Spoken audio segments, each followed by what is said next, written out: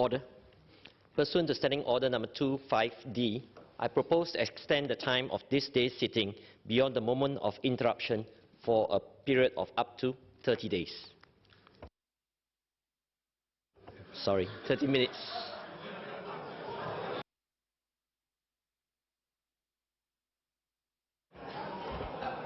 I hope members are not frightened by that. SPS, Ms. Sun Xueling.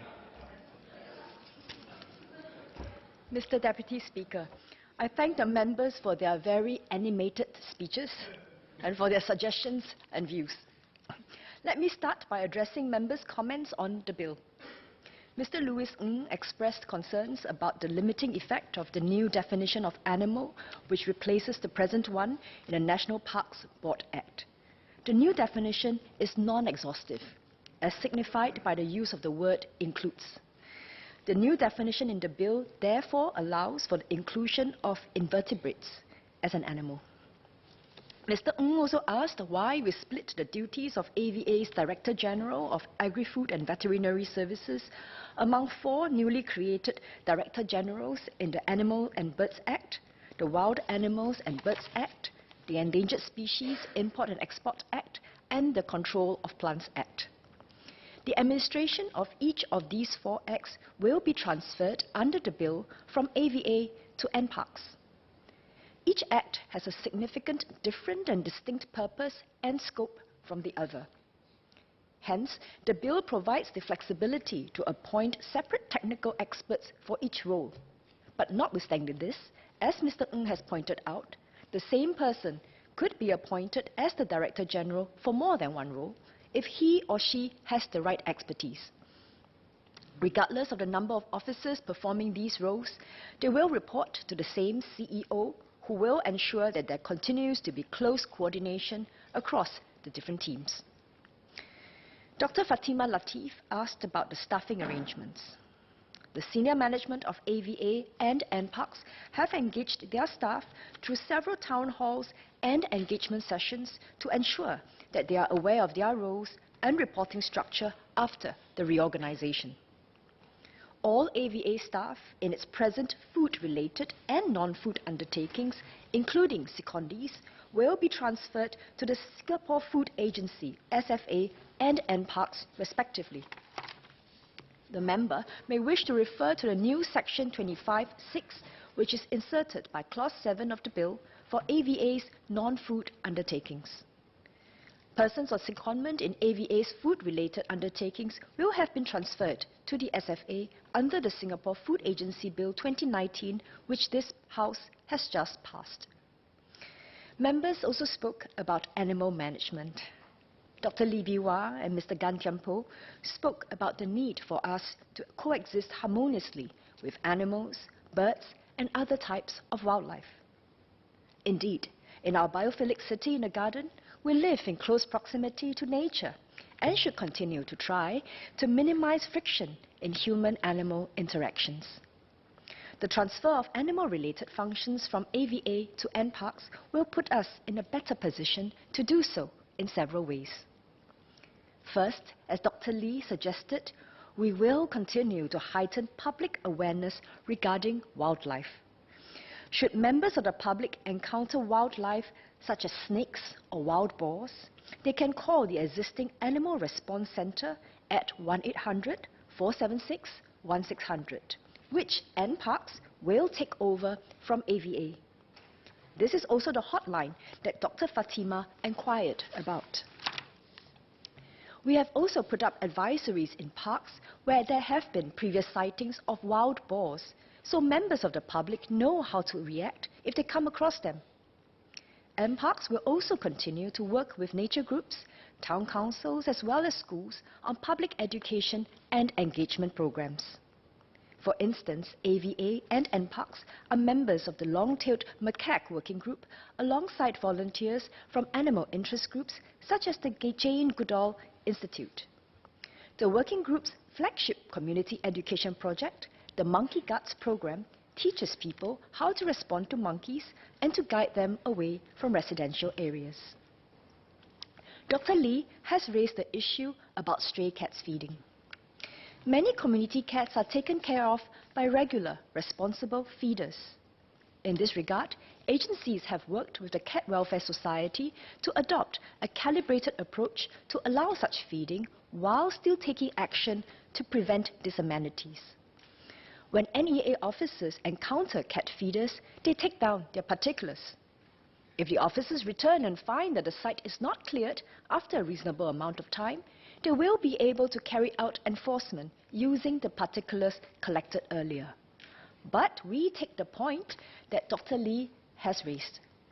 At locations where cat feeding has exacerbated rat problems, NEA and AVA will work with the CWS to tighten the processes. For instance, feeders may be asked to clear up immediately to mitigate the problem. Next, NParks will build on AVA's existing partnership with animal interest groups, animal-related businesses, and other stakeholders as it continues to refine and implement our animal and wildlife management strategy. NParks will also work closely with other public agencies in carrying out its functions. Dr. Lee raised the issue of illegal fishing at Sungai Seletar. NParks and PUB will continue to monitor the situation and step up enforcement when necessary. To address Dr. Fatima's question on how NParks will partner other agencies to safeguard public health, NParks will join MOH and NEA as well as SFA, which currently work closely together to address public health issues. This is made an express new function of NParks in Clause 3A of the bill. In particular, NParks will be contributing its expertise in veterinary health and zoonotic diseases to the group.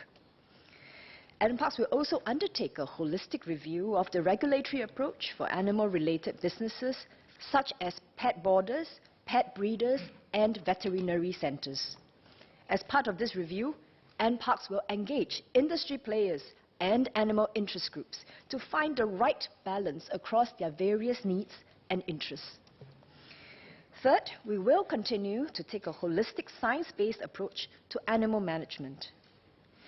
This entails understanding the underlying drivers, putting in place appropriate public education programs, and applying the appropriate animal management measures for each specific case.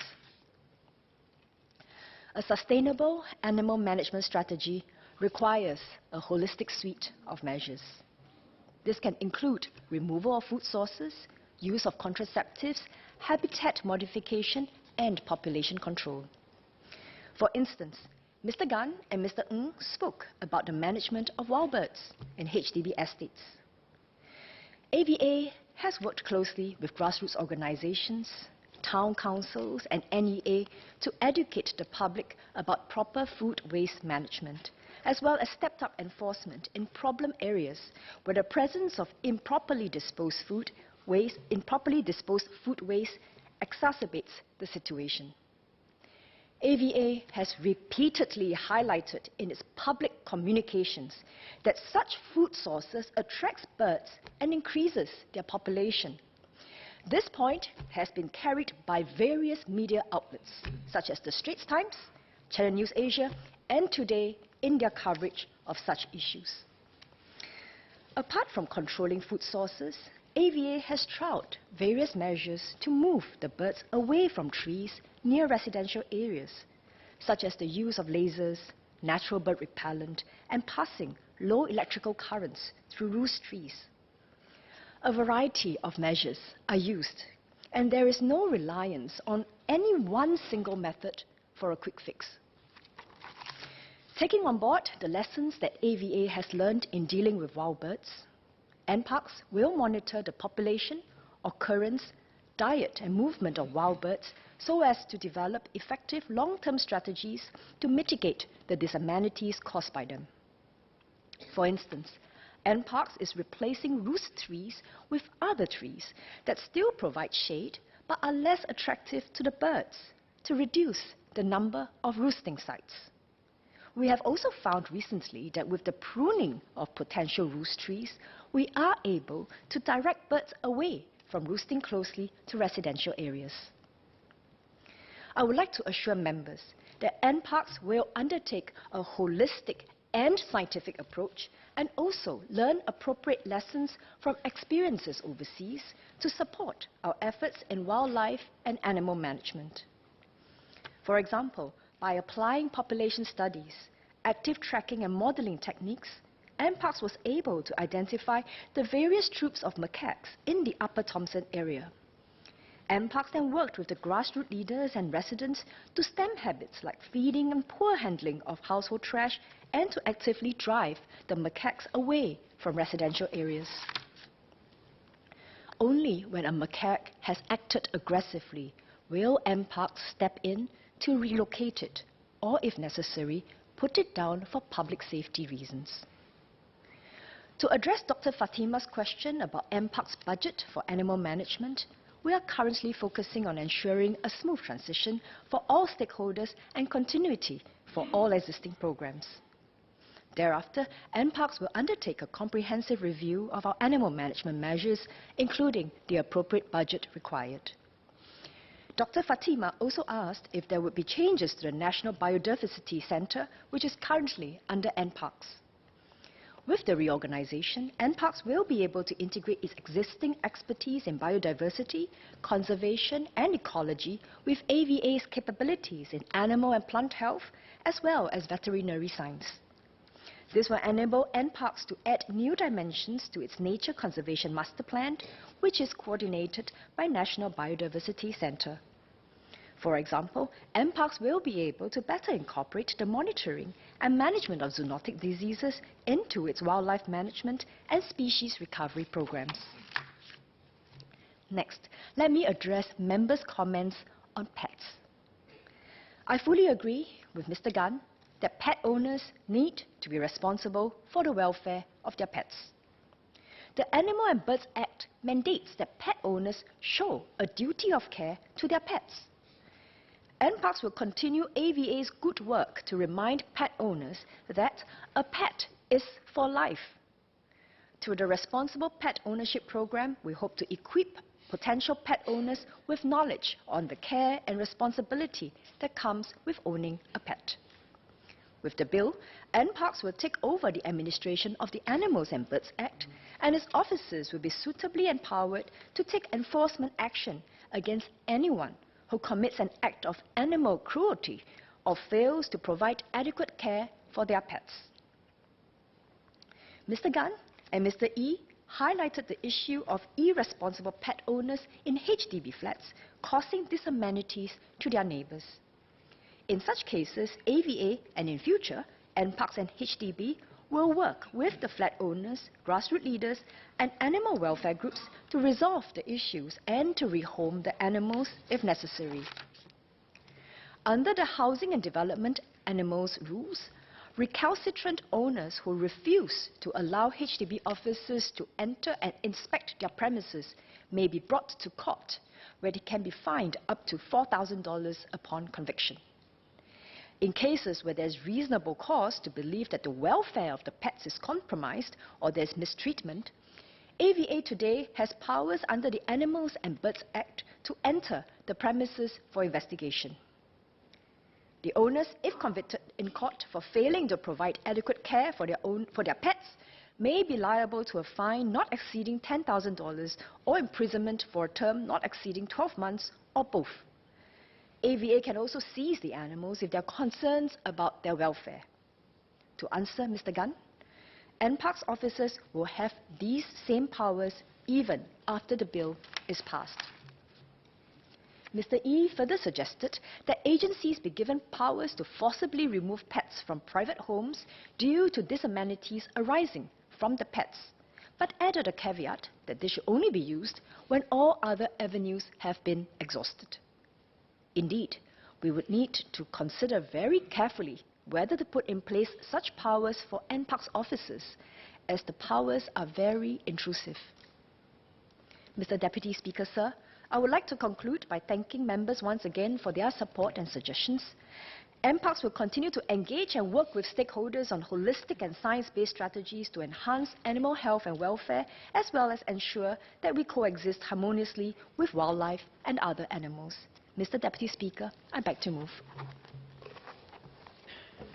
The question is that the bill be now read a second time. As many as are of the opinion say aye. Aye. To the contrary say no. I think the ayes have it. The ayes have it. National Parks Board Amendment Bill. SPS committee stage what day? Now, sir, I beg to move that Parliament will immediately resolve itself into a committee on the bill. And the question is that the Parliament will immediately resolve itself into a committee on the bill. As many as are of the opinion say aye. Aye. To the contrary say no. I think the ayes have it. The ayes have it.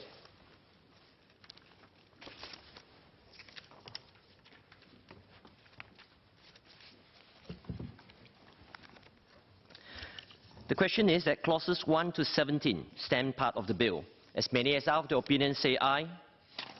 To the contrary say no. I think the ayes have it. The ayes have it. Bill to be reported.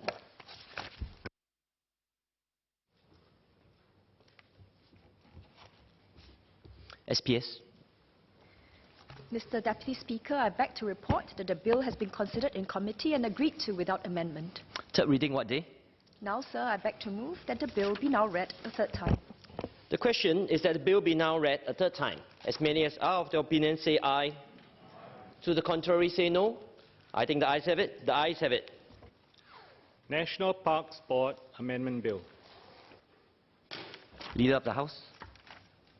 The Deputy Speaker, I beg to move that Parliament do now adjourn to 11 a.m. tomorrow.